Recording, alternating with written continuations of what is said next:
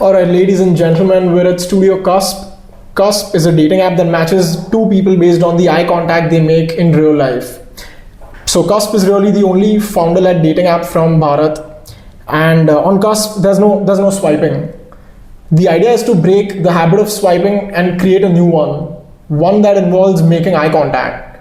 Swiping is just pointlessly scrolling through your phone or profiles in your free time, but making eye contact is a genuine human connection that happens between two or more people.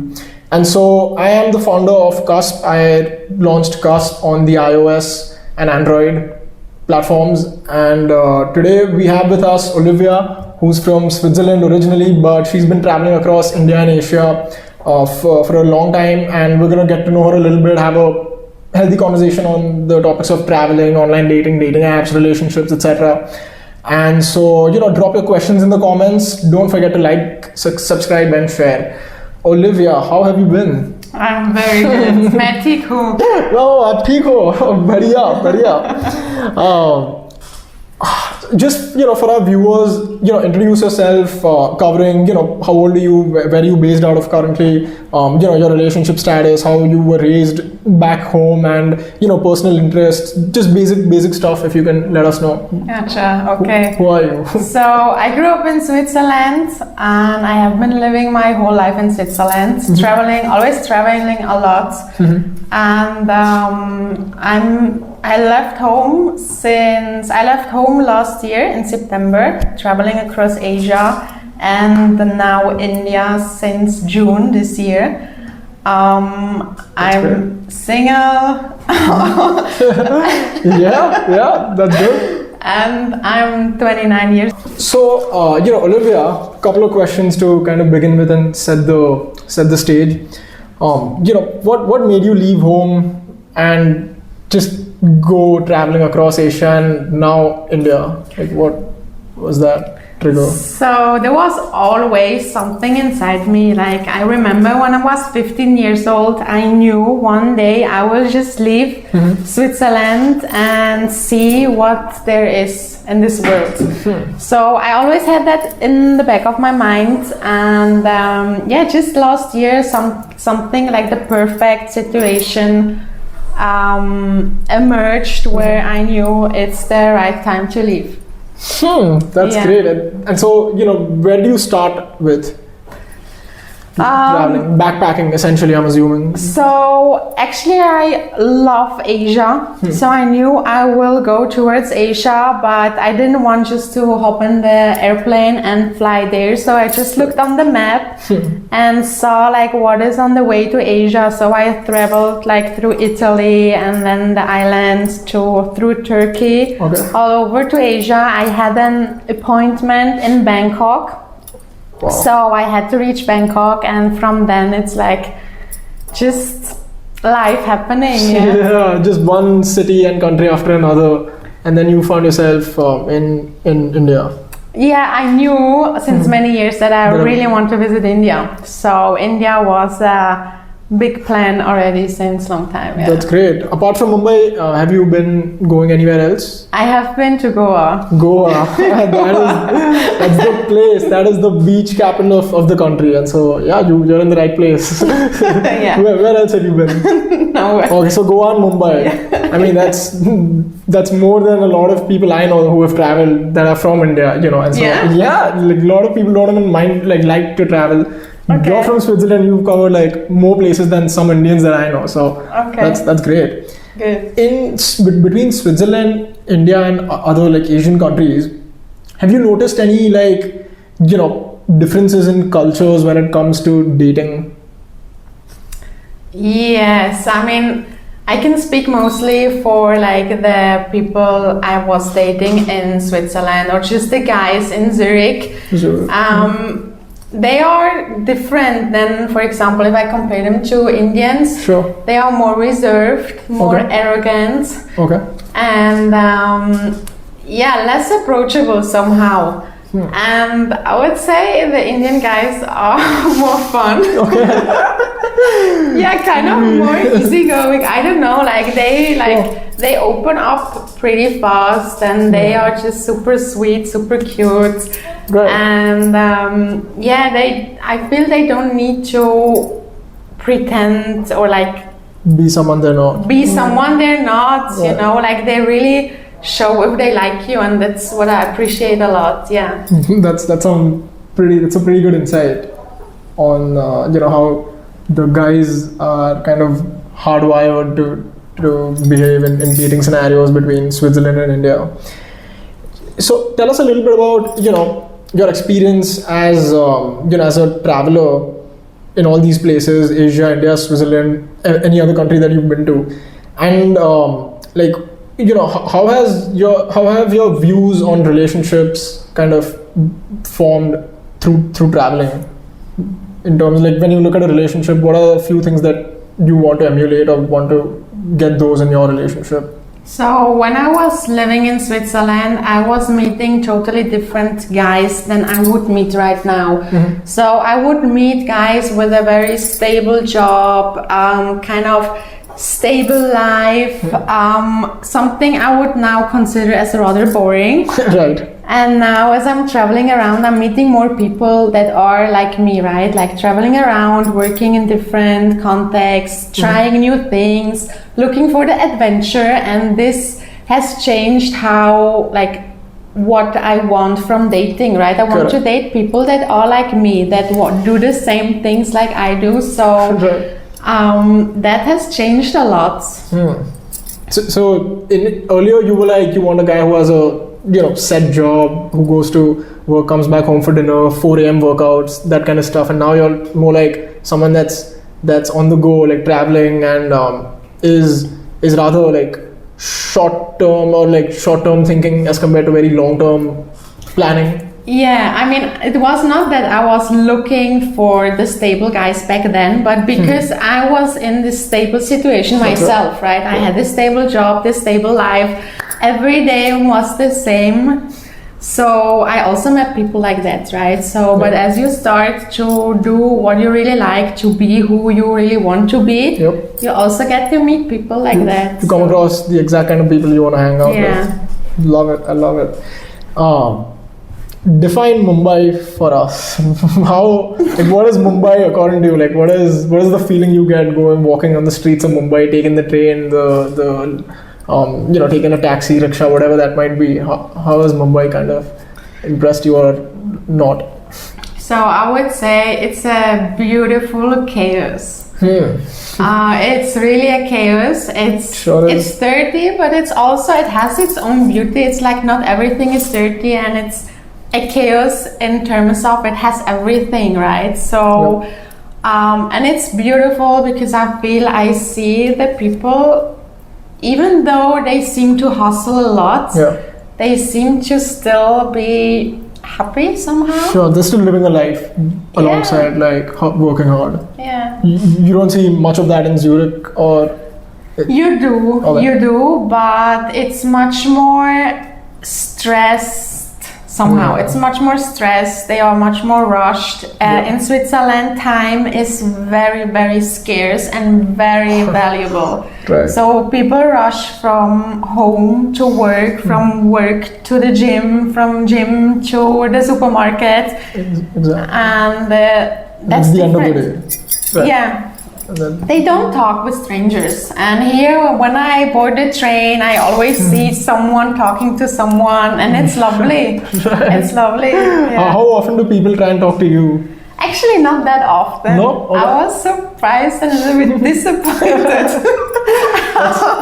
That's for Mumbai. How few people would actually talk to me on the streets. Yeah. But why do you think that is? Like, do you think you give off an unapproachable vibe? I don't think so, because I approached you for a street interview and you said yes. So I don't think so. Someone told me that it's a cultural thing that you guys, that it's not acceptable that just someone approaches someone on the street randomly and talks to them. Right? Probably. So I think it's that. It's a more culturally ingrained thing as compared to you know, as compared to like something else. But that's great. Tell me a little bit about your experience with using dating apps in different countries. Have you tried that, like using dating apps in India versus Zurich versus other parts of Asia? Yeah, I have tried them. Okay, so I would say the major difference is how guys were responding, the effort they put in the conversations. Right. Maybe it's also because my behavior changed over the years, or like I changed also compared to Switzerland, right? Sure. But I found it much more enjoyable after like using the apps outside Switzerland. Yeah. Got it. That's great. Do you have anything to kind of say in Hindi to our viewers? Anything, it can be like a simple sentence. It can be abuses if you're well versed with those.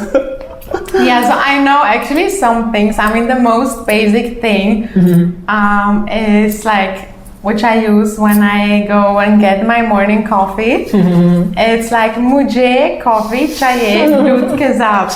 Doodh ke saath. Yeah, That's great. Just stuff like that, and like, मैं हिंदी सीख रही हूँ. Wow.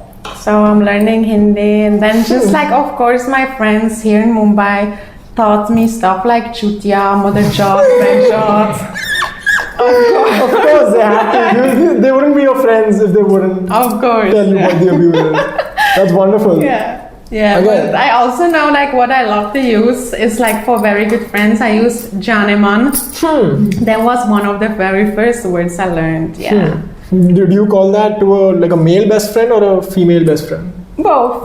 Like just someone that is close to me, close to my heart, that I like a lot. Because when you say that to men, I'm just saying it might give off the wrong idea if they don't know you. If they don't know you well enough, like you think they're a good friend or whatever. They'll be like, she called me Janeman. So like Janeman translates into lover, essentially. Lover. Lover. Yeah. Like I thought it's sweetheart. It's like you can say both. But yeah, it can lean on either of those depending on the context, depending on like the situation that you're in. So when you say that to men, like just make sure that he's a best friend and not someone who might have an interest in you. If you're not interested in him, if you're interested in him, go ahead by all means. Okay. So if you found a guy attractive on the street or anywhere in Mumbai or other parts of India actually, do you have a line in mind, like a line in Hindi that you would use to talk to him or to approach him? Actually, not at all. No. I'm rather shy to like approach someone. I would love to like be more courageous and approach men on the street, but I'm really not, and I can understand that it's also difficult for men to do that, right? So I would just look at him and smile and hope that he tries talking to you. Hope he has a line in Hindi to come and say. That's very honest of you. So that ties in with another question I have in mind. What is your advice to guys that are struggling to make the first move? Like, what do you have to tell them? Like, because you just said that you're very open to being approached. It's just when the other person doesn't approach, there's a lot of reasons. But what would you tell that guy who's finding it hard to make the first move?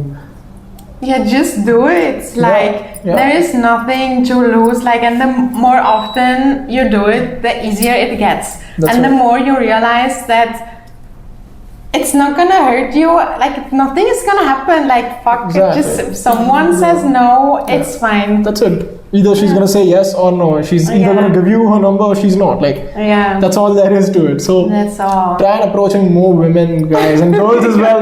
Don't hold yourself back. If you find someone attractive, go talk to that guy. And guys and girls both say to each other, download Cusp. All right. Great. So before we move on to the next section, I have a few questions in it. So before that, I want to do like a quick rapid fire. So I'm gonna like shoot questions one after the other, and you have to answer in 1 or 2 words and quickly. Okay. And again, feel free to say skip if you don't want to answer for whatever reason. All right. So first thing you notice in men. Their smile. The smile. Okay. Smile. Good. Yeah. Good. We're talking about physicals. Basically, yeah. I mean, as soon as you see a guy, like, what's the first thing you notice? Yeah. The smile. The smile. Okay. Cool. Emotional availability or great sex. You asked it already. I have, but maybe with time that might have changed. And it's same in the short term, I used to say. Okay. In the long term. In the long term, emotional availability. Yeah. Good. Does size matter? Size of what? Cool. I mean, we can have that as a counter question. But I feel like you already know the answer to that. Like, you already know where I'm getting at. Size. So does the size matter? It does. It does. It's not the most important thing, but it plays a part. Right. It plays a role. Yeah. Good. We're just getting started. Okay. Do you kiss on the first date? Normally, no. No. I like to go slow. Right. And it's fun to not have everything in the beginning. That's right. So I would say no, but if it's like Your the vibe perfect, if everything is like just super perfect and it happens, then it happens, right? Surely. That's great. Giving head or getting head?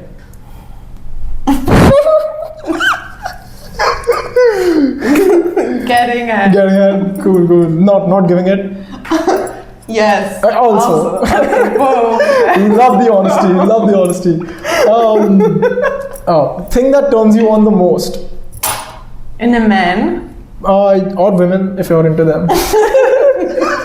Whoever you're into. Confidence. Confidence is key. Confidence, yeah. All right. Favorite position?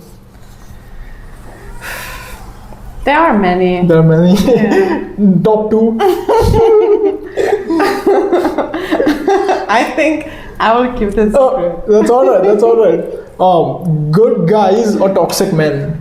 Good guys, for sure. Like toxic men, they might be fun in the beginning, they might be interesting, but they take your peace away in the long run. Yeah. They don't lot of reasons that you don't. Yeah, no toxic man, no. Cool. No. How many dates does it take before you decide to go home or take him home? There is no such number. I think it comes down to the feeling I get for the guy, right? But there might be also like situations or like phases where I only want to have some fun, so then I would wait less dates, or it depends. It just depends on the person that you're seeing. Cool. And so what does someone have to do to impress you to that extent?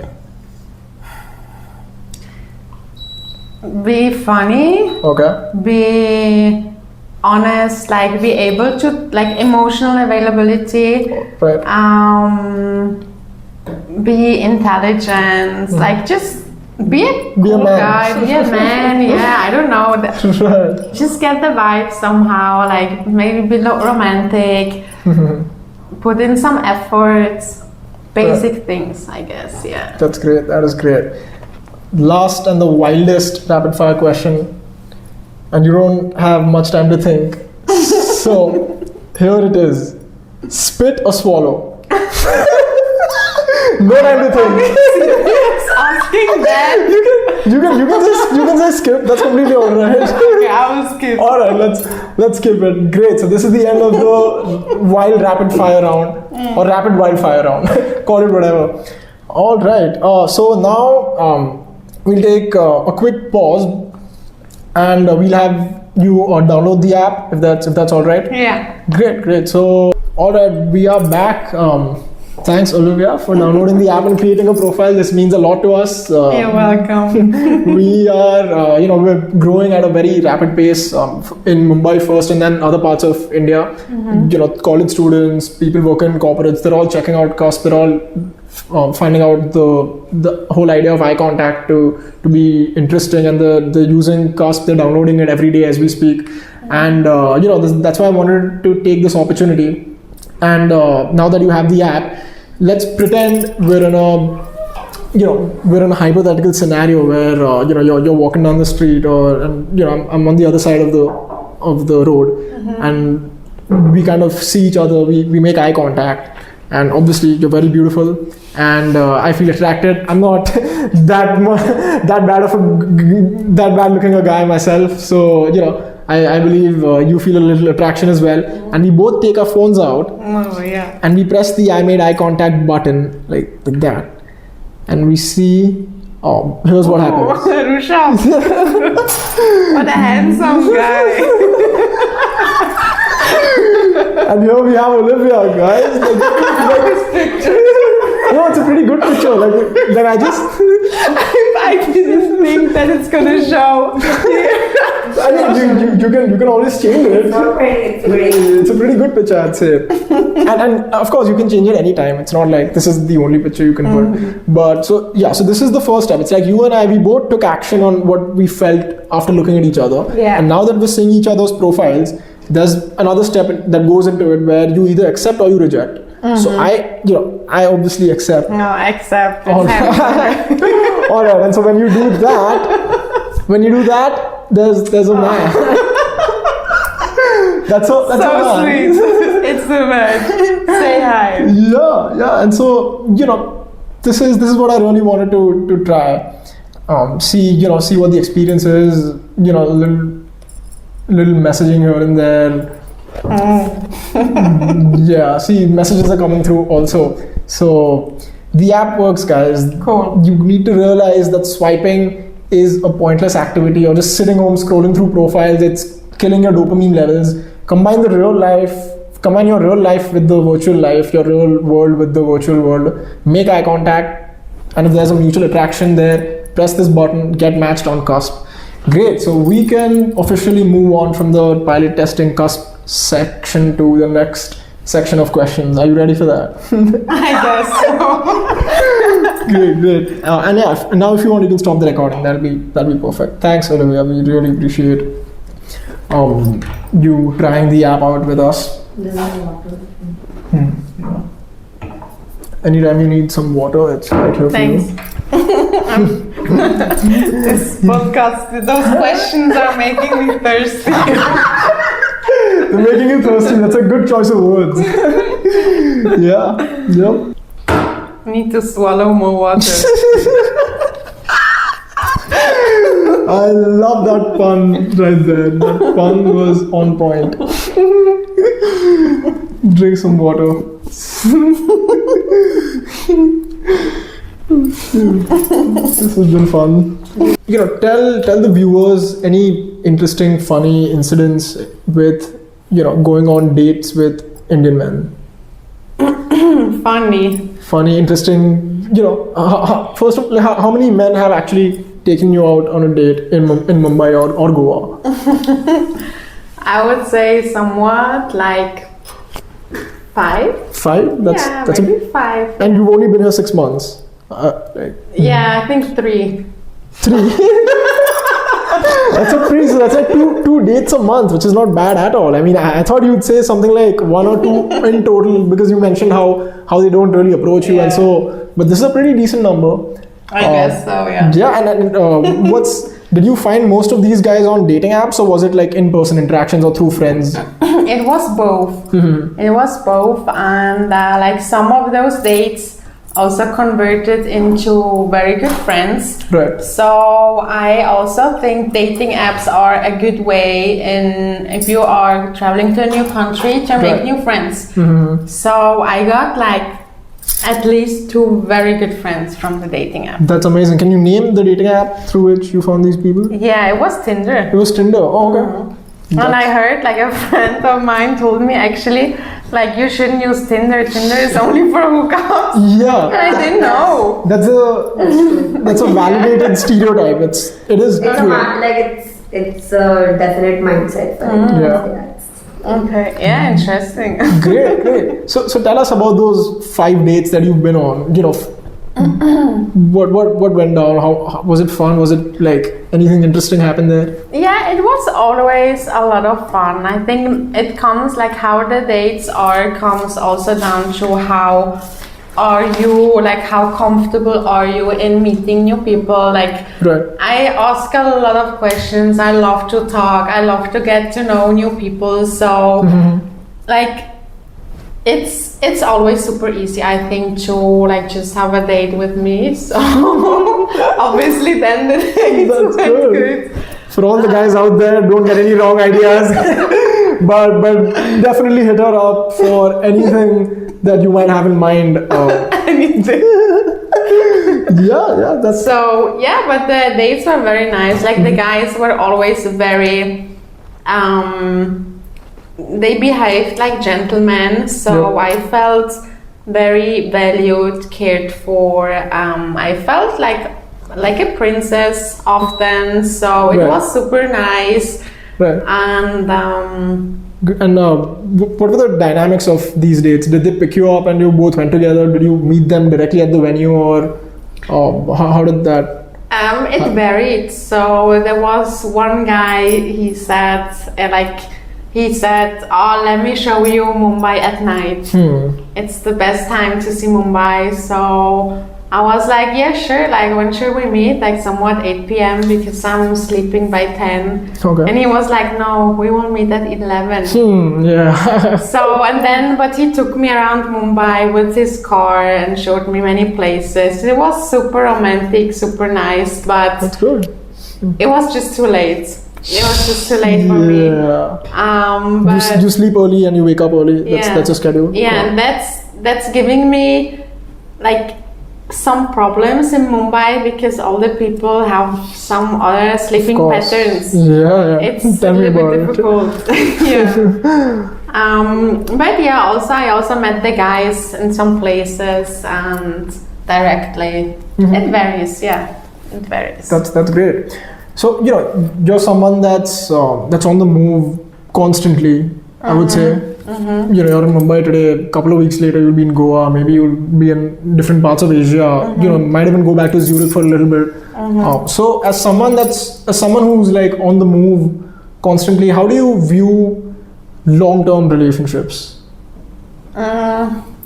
It's a difficult question. It's like a difficult topic. If I would get into a serious relationship, I would make sure to kind of adapt my lifestyle, right? So I would I'm like constantly on the move because I'm also looking for a good place to settle, right? Correct. So if I would get into a serious relationship, I would most probably not move too much around, but That's right. I also would pick a relationship that allows for like some distance, right? I don't like if like we don't need to be forever like this, right? So everyone has their own life, and like I'm having like my business, I need to travel for that, and the same for my boyfriend, right? So he'll have his stuff going on, and if he takes a trip here and there, exactly, it should be like that. It should be like that, but I would love to also travel together a little bit, right? Of course. So yeah, I think this is something to figure out when things get serious. Love it. I love it. A follow-up question to this one: has traveling impacted your ability to form deep connections in that sense, where you feel like you could settle with this guy, but because you have work, that it's not an option? No, actually not in that sense.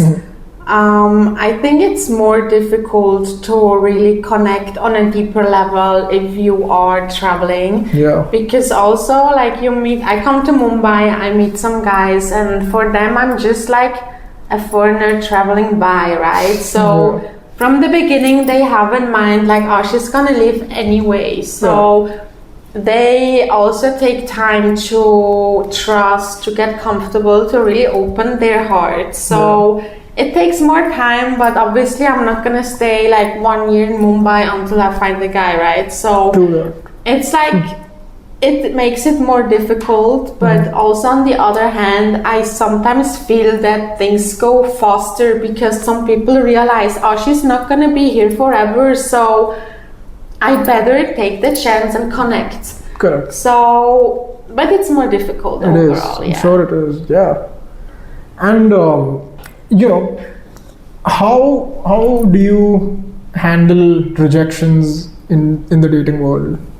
Handling rejections, that's a big thing for most people to kind of wrap their heads around. So I wanted to kind of get your insights on it. So as I'm not the type that approaches men on the street or like often directly, I don't have to handle many rejections. Right. But if it happens, I think I can just get over it. Like I don't care too much. You've traveled too much to let these things bother you. Yeah, exactly. And it's really like I can distinguish between what is really having an impact on my life and what not. And this is something like I don't care. Yeah. I mean, you're eventually going to find the man of your life, and you're gonna have that long-term thing. But until then, you want to travel, you want to like explore the best that the world has to offer, and build your business at the same time. Yes. That's amazing. I have a couple of questions on my phone, so I'm going to pull those up. Have you experienced an instant connection with someone purely through eye contact? So far, like while traveling. While traveling, or No, I think in Switzerland back home I had that. Okay. But when you would make eye contact with someone and you'd feel like and then you feel like others something. But it happens very rarely. Very rarely. Correct. Especially because most of the people are afraid to really make that eye contact for longer than 1 second. Few seconds, exactly. Right, and you need a few seconds of those eyes matching to really feel something, no? Basically, yeah. And so now with Cusp, what do you do? Now that you make eye contact with someone, I make now eye contact with everyone. And so if they all make eye contact with you. With Cusp, you open the app and you press the button, and they'll see your profile, you'll see theirs. So that's that. How familiar are you with Gen Zs and what they're doing wrong in terms of getting a relation, like in a relationship? Like Gen Zs and relationships haven't exactly gone together. Things that you're hearing these days, situationships, short-term instances of just purely physical flings, stuff like that. What do you think they're doing wrong? I think it's like just a difficult generation to be in, like just with all those social media apps, Completely. like with all those opportunities, with like those short attention spans, like with having the whole world like just in this fucking little screen. Completely. It just makes things more difficult, but I don't know, it's like just their thing in this generation. I don't know much about and I don't also care too much about them, to be honest. About the younger generation.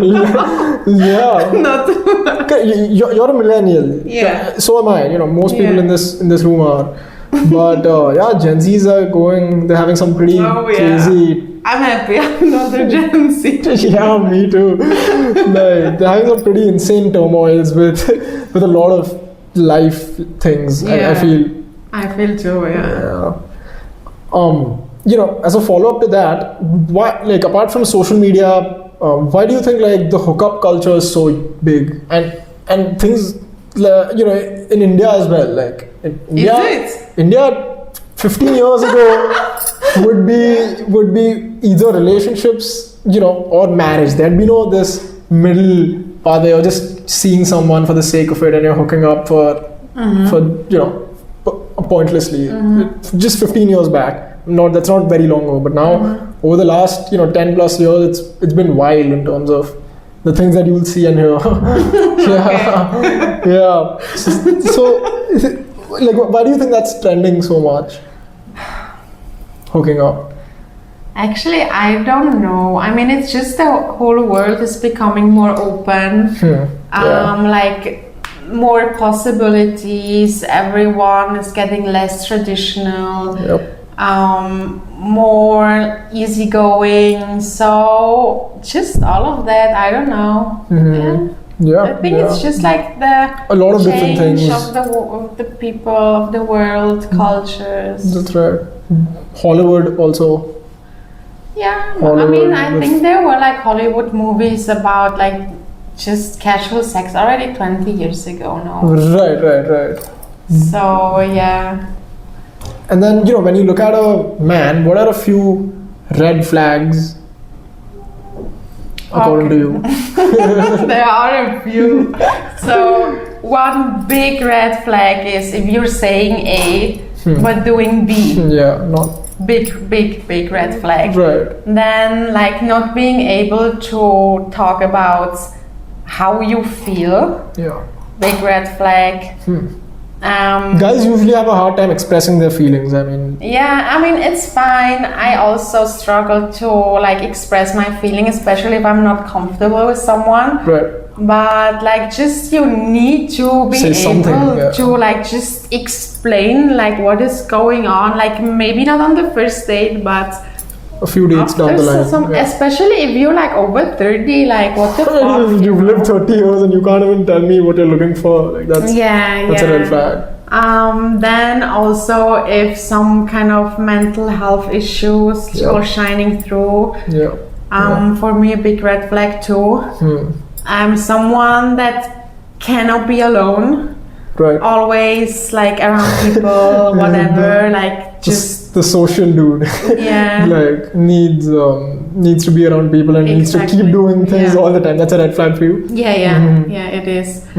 And also if this person is not looking after themselves, right? So that's also like someone needs to take care of themselves so they can actually take care also of someone else, right? Exactly. If you don't care about yourself, you don't care about anything actually, no? Of course, that's how it works. Like how are you going to take care of someone else if you're not even looking after your own self? Exactly, stuff like that. Yeah. Right. Those are all the red flags. What are some green flags? I mean, when he is taking care of himself. But okay, so I actually never thought about green flags, to be honest. You just looked at red flags and like said no. Yeah, I mean, I would imagine a green flag being nice. Or someone that has his life together, for example. Having his life together, knowing like what they want from life. Letting you be in your own space as well, like giving you the freedom to pursue what you want also. Yeah, being confident about themselves so they don't get like easily jealous or like insecure. Right. Don't know. No, that's good.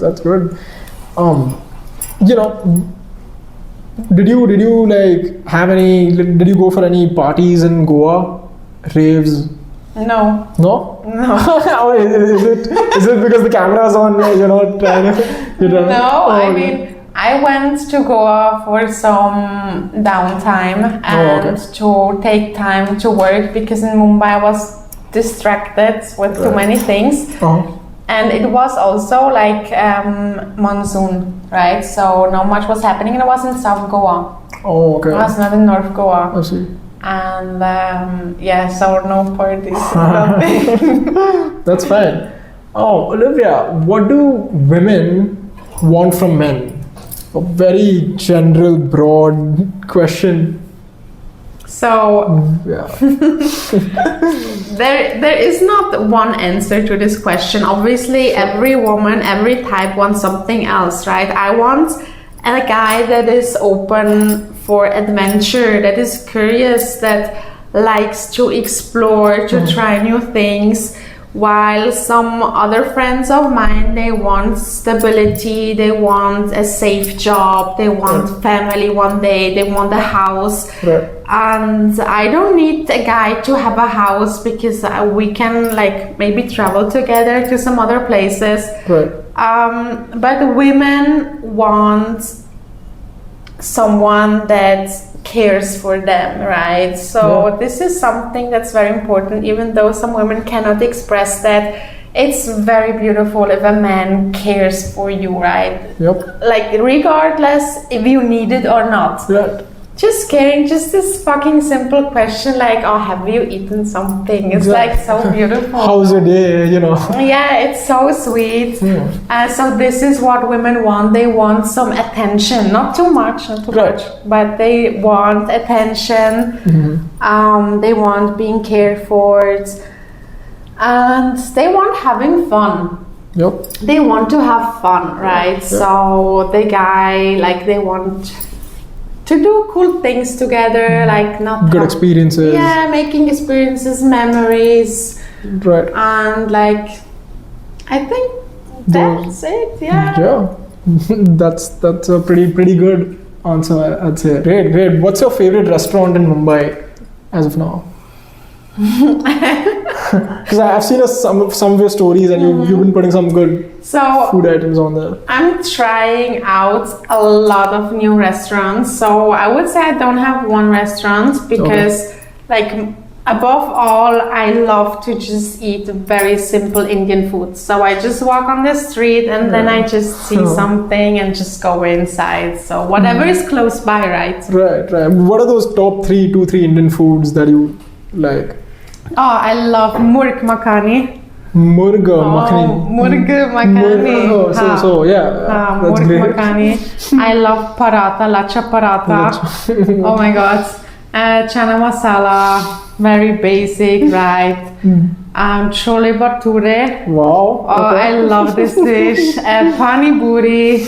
Look at her. Dai puri. Oh my god. Yeah, I love this too. What else? That's great. Yeah, just some kind of paneer. I love paneer. You love paneer as well. Yeah. And I love chicken Afghani.